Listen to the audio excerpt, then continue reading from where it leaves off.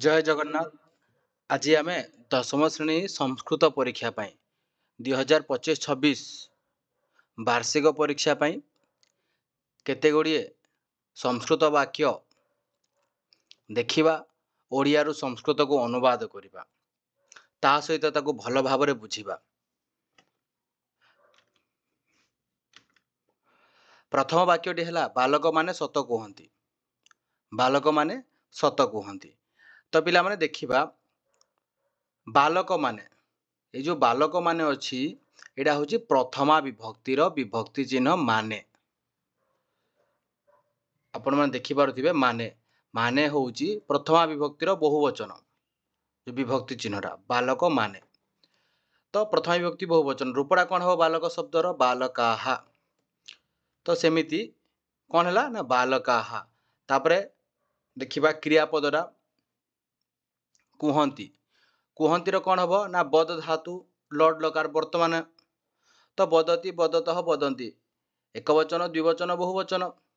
तो ये बहुवचन अच्छी तो ये कौन हम बदंती हम। ये कौन हम ना बदंती। तापर देखिबा ना कर्म को सत्य अकारांत नपुंसक लिंग फल शब्द परिका चलिबो। तो कौन हम फलम फले फलानी सत्यम सत्य सत्यानि माने से कौन कहूँ सत्य को कहूँ को ये अदृश्य अच्छी। तो ये कौन हम ना सत्यम हम। पूर्ण वाक्यटा कौन हो बालकाः सत्यम वदन्ति। आउ केते गुडी देखिबा सही परि रामः सत्यम वदति। राम एक वचन रे अछि सत्य वदति। राम एक वचन रे अछि वदति भी एक वचन रे अछि। जदि रामाहा हेई थांता जेमति एटी बालकाहा हैला तो एटी वदन्ति हेई थांता। छात्रो माने दी जण छात्र ना से सत्यम वदतः एटा द्विवचन रे अछि देखि पारथिबे। तो वदतः परवर्ती वाक्य को जीवा सेठारे बहुत फूल गछ अछि। सेठारे बहुत फूल गछ अछि। सेठारे सेठारे शब्दर अर्थ कौन हम ना तत्र। सेठारे तत्र एठारे अत्र तो तत्र। तापर बहुत फूल गछ बहुत फूल गछ बह बह पुष्प वृक्षाः कौन हम ना बह बह पुष्प वृक्षाः। तारे अच्छी बिले कौन हम देख को माने अच्छी फूल गछ माने। तो ये फूल गछ माने कर्ता हो गला। तो फूल गछ माने जब कर्ता हो गला प्रथमा बहुवचन तो क्रिया भी कौन हम ना प्रथम पुरुष बहुवचन हम। क्रिया कौन हम ना सन्ति अस्तिस्तः सन्ति। ये देखि पारथिबे आपण माने अस्तिस्तः सन्ति। पुष्प वृक्षाः बहुवचन सन्ति भी बहुवचन तो कौन हम ना सन्ति। आउ केते गुडी देखिबा एही परि उदाहरण तत्र जगह आम कौन कलो अत्र एठारे बहुनी पत्राणी सन्ति। देख रे पिले ये जो बह बह बहुतर बह बह जो अच्छी यहाँ हूँ पुंलिंग अच्छी बह बह पुष्प वृक्षाः अकारांत पुंलिंग शब्दरा यहाँ। तो पत्राणी होचंदी नपुंसक लिंग फूल शब्द परिका चले। तो से बहुनी बहुत गुड़िए पत्र अच्छी। तापर देखिबा सर्वत्र सबुआड़े कौन अच्छी ना बहव्यः यहाँ हूँ स्त्रीलिंग बहव्यः नद्यः नदी गुड़िक सन्ति अच्छन्ति। मुनि माने आश्रम रे अच्छन्ति। मुनि माने मुनयः प्रथमा विभक्ति बहुवचन कर्ता यहाँ। तो मुनयः मुनि मुनि मुनयः आश्रम रे आश्रमे आश्रम रे आश्रमे सप्तमी एक वचन बालके विद्यालये अच्छन्ति अच्छन्ति जोड़ा होचे बिले सन्ति कहीं मुनि माने एटा बहुवचन जेहेतु अच्छी एटा भी बहुवचन हो को माने अच्छन्ति ना मुनि माने अच्छन्ति। तो मुनि हो बहुवचन एटा भी हम बहुवचन।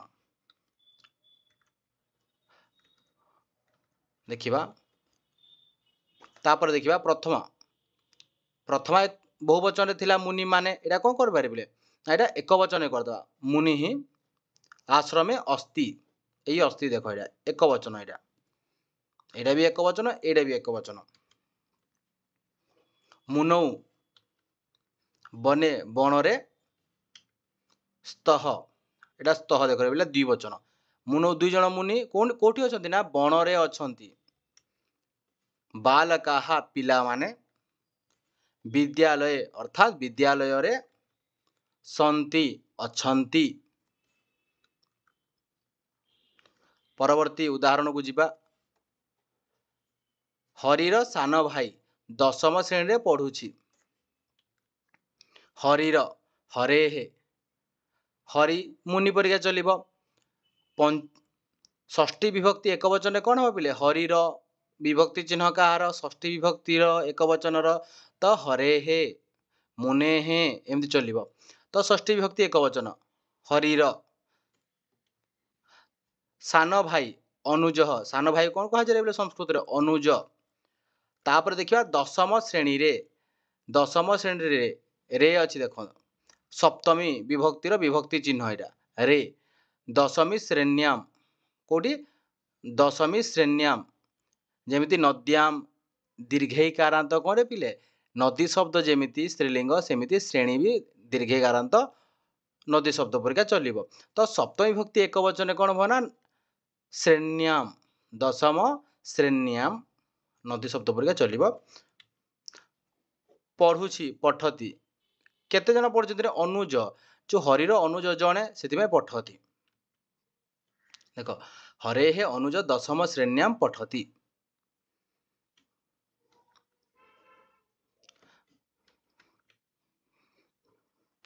तापर देखिबा मृग गुडिक एणे तेणे बुलुछन्ति मृग गुडिक एटा कोन रे मृग गुडिक बालक गुडिक तो मृग गुडिक कौन हम ना मृग हूँ अकारांत पुंलिंग मृगाहा मृग कौन अकारांत पुंलिंग बालक शब्द परिका चलिबो तो प्रथमा विभक्ति बहुवचन ना मृगाहा तापर देखिबा एणे तेणे इतःस्ततः एणे तेणे माने कौन ना इतःस्ततः तापर देखिबा बुलुछन्ति को माने बुलुछन्ति मृगाहा बहुवचन रछि भ्रमन्ति भ्रमति भ्रमतः भ्रमन्ति तो मृग जेते बेले बहुवचन रछि एटा भी कोडा हबो ना बहुवचन रे हबो भ्रमन्ति मृगाहा इतस्ततः भ्रमन्ति समस्त को धन्यवाद जदि वीडियो भल लगी निश्चित भाव में लाइक कमेंट शेयर और सब्सक्राइब करने भूलिए नहीं धन्यवाद।